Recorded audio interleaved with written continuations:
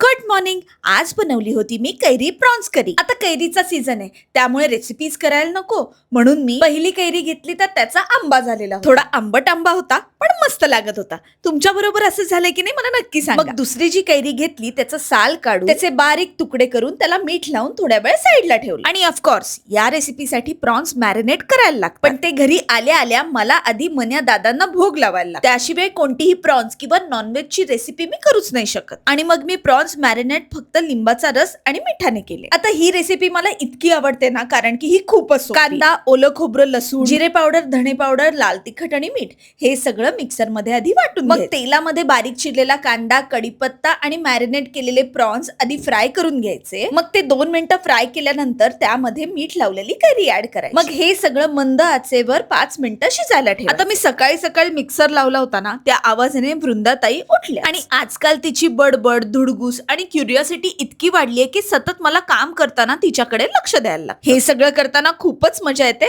पण आता वळूया आजच्या रेसिपीकडे. हाफ शिजवलेल्या कैरी आणि प्रॉन्स मध्ये मसाला ऍड करून त्यामध्ये मीठ आणि चवीनुसार पाणी ऍड करून 5 मिनिटं खळखळून प्रॉन्स शिजेपर्यंत उकळून घेतले. खरंच सांगते खूपच यमी झाली होती कैरी प्रॉन्स करी. तुम्हाला जर प्रॉन्स आवडत असतील तर या कैरीच्या सीझन मध्ये ही रेसिपी नक्की ट्राय करा.